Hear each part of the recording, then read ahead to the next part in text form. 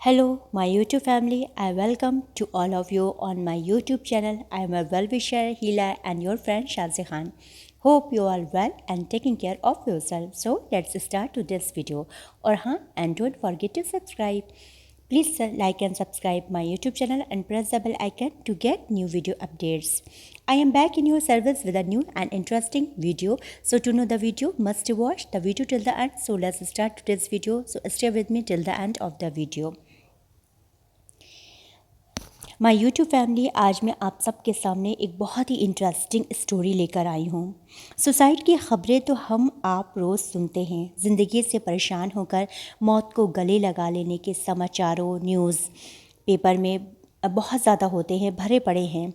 लेकिन ये कहानी अलग है। ये कहानी उम्मीद टूटने की नहीं, उम्मीद जागने की है।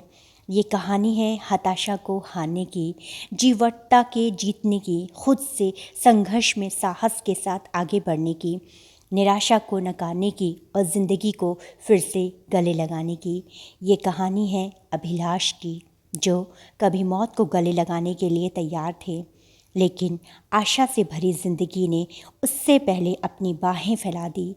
अभिलाष कि ये कहानी इसलिए भी ज़रूरी है आप सबको बताना, ताकि सुसाइड टेंडेंसी की जो पेन है, जो पीड़ा है, जो ज़ख्म है, वो जो लोग उससे जूझ रहे हैं, तो तमाम लोग सीख सकें कि ज़िंदगी अपने हर रूप में मौत से बेहतर है। चलिए आगे की कहानी हम अभिलाष की ज़ुबानी ही अभिलाष बन के ही मैं आपको सुनाऊंगी, ताकि आपको बिल्कुल आप जब कहानी सुने तो बिल्कुल ऐसा लगे कि जैसे अभिलाष ही आपको ये चीज़ बता रहे हैं। दो बहनों ने मुझे दुआओं में मांगा था। घर में सबका लाडला था। हंसी शरारतों के बीच बचपन निकल गया। स्कूल में नाम रखा गया अभिलाष श्रीवास्तव। स्कूल बैग में तमाम उम्मीदों के साथ माँ बाप का इंजीनियर बनने का सपना लेकर पढ़ाई में लग गया। घर पर सख्ती होने लगी।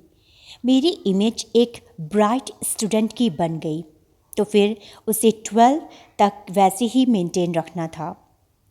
12 की पढ़ाई तक आते आते दोनों बहनों की शादी हो गई। अब पापा मम्मी के साथ सिर्फ मैं ही बचा था। मम्मी डायबिटीज़ के कारण बीमार रहने लगीं।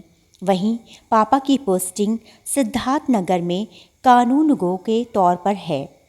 12 के बाद मेरी लाइफ एक यू टर्न आया, जब मैंने घर वालों को बताया कि मुझे इंजीनियर नहीं, रेडियो कमेंटेटर बनना है।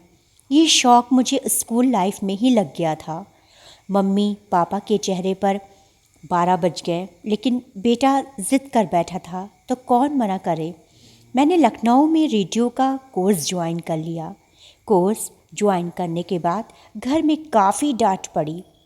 एक तरह से घर से निष्कासित सा कर दिया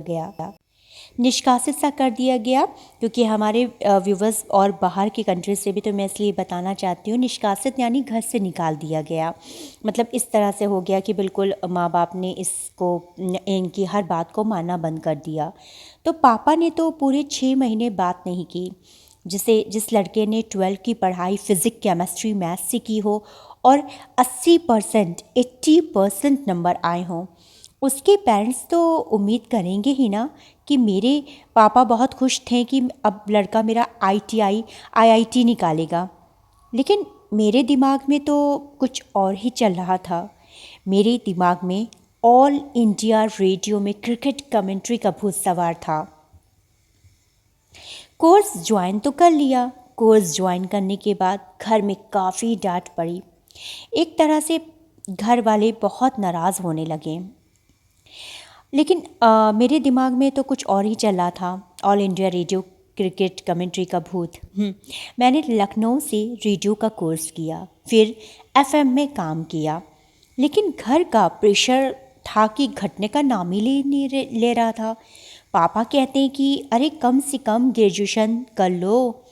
उनको लगने लगा था कि कम उम्र में काम और शोहरत मिल रही है तो मन बड़ हो गया है। फिर मैंने एक और बम दागा, मैंने अपनी पसंद के विषय जर्नलिज्म में ग्रेजुएशन करूँगा। इसके बाद माखनलाल चतुर्वेदी कॉलेज आ गया और पत्रकारिता में ग्रेजुएशन किया। ग्रेजुएशन के बाद तुरंत नौकरी लग गई। मैंने शुरुआत पीआर यानी पब्लिक रिलेशन से की थी। बहुत जल्दी समझ आ गया था कि ये पत्रकारिता यानी जर्नलिस्ट तो नहीं है, तो मैंने एक डेली न्यूज़पेपर में सीखना शुरू कर दिया। उस वक्त मेरा युवा मन पता नहीं कहाँ कहाँ दौड़ रहा था। यही दौर प्यार, मोहब्बत और दिल लगी का भी था। दोनों ही साथ साथ चलने लगे। काम से खाली बचा समय एक लड़की से अपनी लॉन्ग डिस्टेंस रिलेशनशिप को निभाने में लगने लगा। ट्रेनिंग के बाद छोटे छोटे पोर्टल में काम किया। उसके 1 साल बाद दिल्ली के एक नेशनल डेली में नौकरी लग गई। लेकिन यहाँ एक बार फिर टर्न आया। पत्रकारिता के साथ ही मुझे बीसीसीआई से कमेंट्री का भी मौका मिल गया। इंटरनेट रेडियो में रेडियो फॉर क्रिकेट के साथ मैंने 2 आईपीएल भी किए। अब रेडियो का काम ख़त्म हुआ तो अखबार यानी न्यूज़पेपर की नौकरी में फिर दिमाग लग गया। इस नौकरी में मुझे बस एक ही दिक्कत थी, एक ही परेशानी थी, वो ये कि अखबार निकालने के बाद रात के 3 बज जाते थे।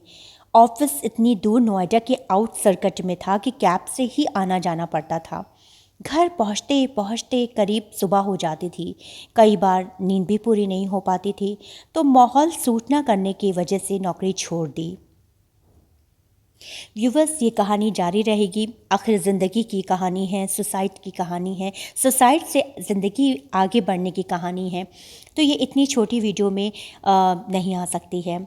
तो व्यूवर्स, इसके लिए आपको कल का इंतज़ार करना पड़ेगा। जब नेक्स्ट वीडियो आएगी तो इसके आगे की कहानी मैं तब कंटिन्यू करूँगी।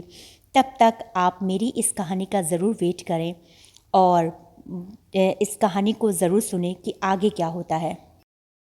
So now give me permission to say goodbye.